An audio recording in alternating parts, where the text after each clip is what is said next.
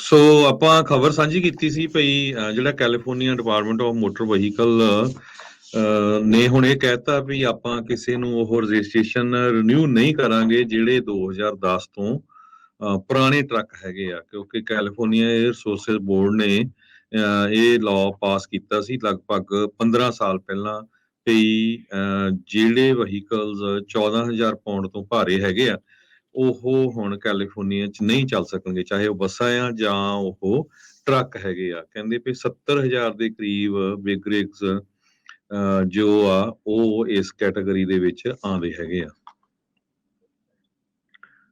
ਜੀ ਇਹ ਜਿਹੜੇ ਟਰੱਕਸ ਹੈਗੇ ਆ ਜਿਹੜੇ ਕੰਪਲਾਇੰਟ ਨਹੀਂ ਹੈਗੇ ਆ ਇਸ ਵੇਲੇ, ਸੋ ਉਹ ਉਹਨਾਂ ਟਰੱਕਾਂ ਦੀ ਗੱਲ ਕੀਤੀ ਜਾ ਰਹੀ ਹੈ ਜਿਨ੍ਹਾਂ ਨੂੰ ਐਕਸਟੈਂਸ਼ਨਸ ਮਿਲੀਆਂ ਸੀਗੀਆਂ ਤੇ ਹੋਰ ਸਾਰਾ ਟਾਈਮ ਮਿਲਿਆ ਸੀਗਾ, ਉਹ ਉਹਨਾਂ ਟਰੱਕਾਂ ਦੀਆਂ ਉਹਨਾਂ ਵਹੀਕਲਸ ਦੀ ਗੱਲ ਕੀਤੀ ਜਾ ਰਹੀ ਹੈ। ਸੋ ਡੈਫੀਨੇਟਲੀ ਅਬਾਊਟ 80,000 ਦੇ ਕਰੀਬ ਜਿਹੜੇ ਵਹੀਕਲਸ ਹੈਗੇ ਟਰੱਕਸ ਹੈਗੇ ਆ ਜਿਹੜੇ ਕਿ ਇਸ ਸਾਲ ਜਿਹੜੇ ਆ ਇਸ ਸਾਲ ਦੇ ਐਂਡ 'ਚ ਜਿਹੜੇ ਆ ਉਹ ਫਿਨਿਸ਼ ਹੋ ਜਾਣੇ ਆ। ਸੋ ਨੈਕਸਟ ਈਅਰ ਉਹ ਰਿਨਿਊਅਲ ਨਹੀਂ ਹੋਣਾ ਉਹਨਾਂ ਦਾ।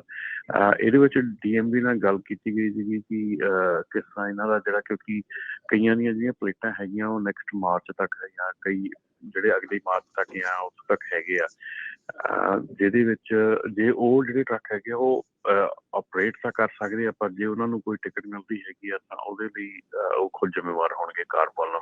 ਸੋ ਉਹਦੇ 'ਚ DMV ਦਾ ਕੋਈ ਲੇਖਾ ਦੇਖਾ ਨਹੀਂ ਹੈਗਾ। ਸੋ ਇਹ ਕਾਫੀ ਵਾਰੀ ਸਵਾਲ ਵੀ ਆਇਆ ਸੀਗਾ ਕਿ ਜੇ ਸਾਡਾ ਟਰੱਕ ਜਿਹੜਾ ਉਹਦੀਆਂ ਪਲੇਟਾਂ ਹੈਗੀਆਂ ਅਗਲੀ ਮਾਰਚ ਤੱਕ ਜਾਂ ਜਦੋਂ ਤੱਕ ਵੀ ਅਗਲੇ ਸਾਲ ਤੱਕ, ਤੇ ਉਹਨੂੰ ਕੀ ਚਲਾ ਸਕਦੇ ਕਿ ਨਹੀਂ ਚਲਾ ਸਕਦੇ। ਸੋ ਉਹਦਾ ਆਨਸਰ ਇਹ ਹੈਗਾ ਕਿ ਤੁਸੀਂ ਚਲਾ ਸਕਦੇ ਆ, ਪਰ ਜੇ ਉਹਨੂੰ ਟਿਕਟ ਮਿਲਦੀ ਆ ਤਾਂ ਉਹਦੀ ਜ਼ਿੰਮੇਵਾਰੀ ਤੁਹਾਡੀ ਹੋਊਗੀ। ਜੀ ਜੀ ਜੀ।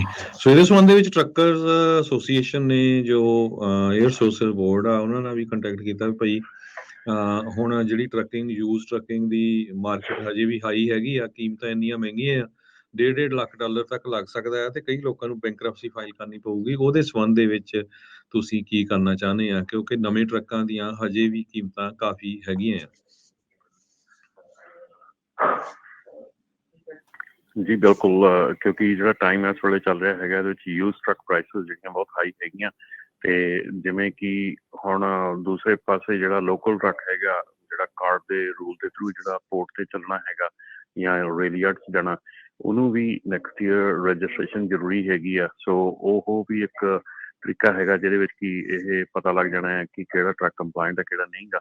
ਸੋ ਹਾਈ ਪ੍ਰਾਈਸਿਸ ਦੇ ਚੱਲਦੇ ਰਹਿਣ ਕਰਕੇ ਬੜਾ ਔਖਾ ਹੈਗਾ ਕਿ ਟ੍ਰਾਂਜੈਕਸ਼ਨ ਜਿਹੜੀ ਆ ਇਸ ਵੇਲੇ ਕਰਨੀ। ਜੀ ਜੀ।